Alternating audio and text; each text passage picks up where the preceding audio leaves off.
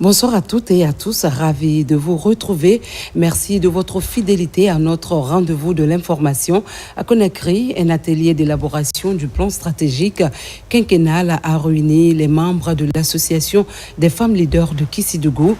Cette rencontre a permis de partager les expériences et de définir un plan d'action pour améliorer le fonctionnement de l'association. Pascaline Yomalo. Durant 2 jours, l'association des femmes leaders de Kissidougou, AFLEC, à travers ses assises, est parvenue à élaborer son plan stratégique quinquennal, un document qui va servir de feuille de route pour cette association à pouvoir exécuter ses activités pour les prochaines années. L'objectif de cet atelier, c'est de faire une ébauche sur notre vision, notre mission et les axes stratégiques. Cette formation est destinée aux femmes.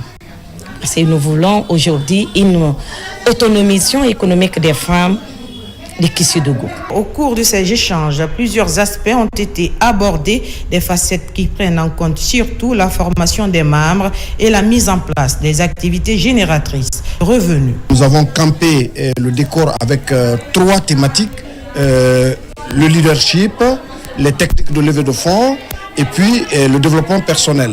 Nous avons fait passer en revue toutes les étapes théoriques de la planification. Nous allons mettre l'expérience acquise ici et à la connaissance de nos sœurs qui sont à Kissidougou pour que nous évoluions dans la même vision, que nous ayons les idées communes pour pouvoir booster l'association devant. À l'issue de cette rencontre de Lambani, ces participantes sortent outillées ainsi qu'elles auront pour mission d'œuvrer à l'émancipation des femmes de Kissidougou. L'ambassade d'Espagne en Guinée a célébré sa fête nationale à Conakry. Cette journée marque la découverte du continent américain par Christophe Colomb. C'était le 12 octobre 1492, à l'issue d'une mission soutenue par la famille royale espagnole, l'occasion pour l'Espagne de renforcer ses liens d'amitié et de coopération avec la Guinée. Mikini Moussa Kamara, Abdoulaye Diallo, reportage. Le 12 octobre 1492, après une longue traversée financée par les rois catholiques d'Espagne, le Génois Christophe Colomb débarque à Ganahani, actuelle île de San Salvador aux Bahamas. Ce jour est considéré comme celui de la découverte de l'Amérique. Il marque le début de l'exploration, de la découverte et de la domination de ces terres. Après 533 ans, l'institution diplomatique de ce pays de l'Union européenne offre une réception dans la capitale guinéenne. Les axes de coopération bilatérale entre Madrid et Conakry sont rappelés. Nous comptons sur vous, sœurs guinéennes, frères guinéens, pour construire ensemble un monde sûr dans le respect du droit international et du droit international humanitaire. 2025 est une année pour la Guinée qui peut également compter sur l'Espagne pour accompagner son processus de transition politique et son développement économique. Par rapport à ce processus, nous saluons la réalisation du référendum du 21 septembre qui constitue un jalon important et attendu de la transition politique vers un retour à l'ordre constitutionnel et démocratique. En ce qui concerne le développement économique de la Guinée, il y a aussi le ministre compétent, nous avons démontré au cours de l'année dernière la volonté de l'Espagne de l'accompagner dans le cadre du programme Simandou 2040. Au cours de cette cérémonie, le patron de la diplomatie guinéenne traduit la vision du chef de l'exécutif guinéen. Monsieur l'ambassadeur, le chef de l'État, aujourd'hui, en me laissant venir ici, m'a dit de porter un message particulier de soutien et de coopération à l'endroit de votre pays et à l'endroit de votre souverain. C'est pourquoi je voudrais vous demander de porter ce message et de dire que la Guinée est prête à tourner la page et aller sur une nouvelle page, une page de coopération, de démocratie, d'unité et de paix. Comme nous l'avons toujours dit, la Guinée n'est pas neutre. La Guinée tend la main à la communauté internationale. La Guinée n'est pas enfermée sur elle-même.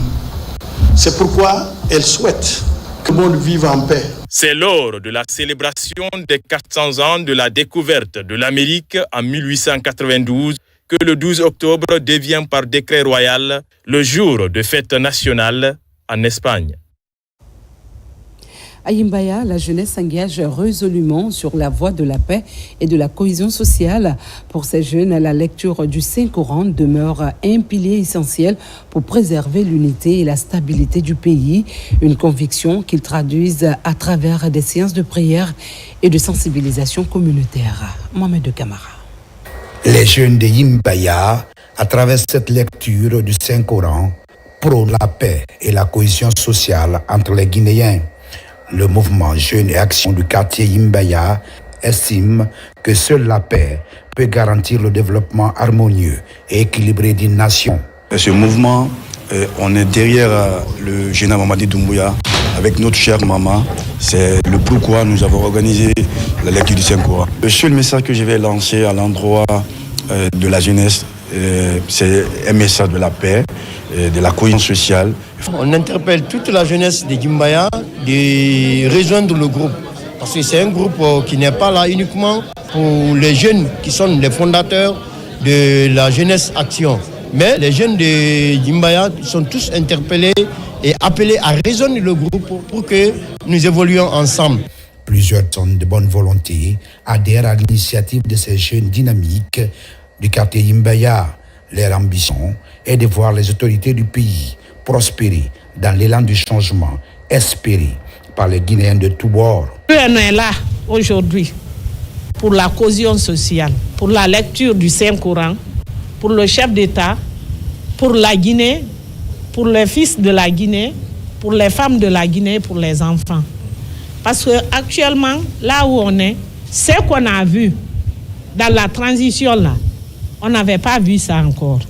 Donc ce qu'on a vu là, on va le supporter à 100%. Les autorités locales et religieuses de Yimbaya saluent l'initiative d'accompagner la vision des autorités au plus haut sommet, surtout à travers la lecture du Saint-Coran en faveur de la paix à Yimbaya et dans tout le pays. Et pour finir, les festivités du 67e anniversaire de l'indépendance se poursuivent à Kaloum, au quartier Koronti. L'artiste slameur André Flamy a animé un concert gratuit pour raconter à travers l'islam l'histoire de la souveraineté guinéenne. Une remise de kits scolaires aux enfants, surtout aux jeunes filles, a également marqué l'événement. Abakar Djabi. Pour revivre le passé glorieux de la République de Guinée, l'initiative Indépendance Tarouroui est mise sur pied. Cette œuvre de l'artiste slameur André Flamy est conçue pour célébrer les pionniers de l'indépendance guinéenne acquise en 1958. Le bal de ce concert gratuit est lancé au quartier Koronti. Au mois d'octobre, c'est le mois de l'indépendance. On a voulu fêter autrement la fête parce que la fête, c'est un moment solennel. On l'a appelé Indépendance Tarouroui parce que chaque événement a une histoire. L'histoire de l'indépendance, c'est les deux cœurs, c'est Sékou Touré, c'est les femmes, c'est les artistes. Donc il fallait qu'on le fasse. Mais après tout, ce qui est important, aujourd'hui, avec le général Doumbouya, on tend vers une émergence. Mais il faut travailler parce que sans travail, il n'y a pas de développement. Cet événement qui s'inscrit dans le cadre de la célébration de l'an 67 de l'indépendance est bien perçu par le public de la commune de Kaloum. L'initiateur se produit sur scène, racontant l'histoire de l'indépendance à travers le slam. Sachant qu'on est dans le mois d'octobre, tout le mois c'est le mois d'indépendance pour nous. Donc c'est vraiment une joie de l'avoir fêté le 2 et de le fêter aujourd'hui encore. Donc vraiment je remercie André. La part positive va toujours aux devanciers et ceux qui se sont battus pour l'indépendance du pays. Avoir 67 ans de vie, 67 ans d'indépendance, nous devons être conscients maintenant de ce que nous devons faire pour le pays.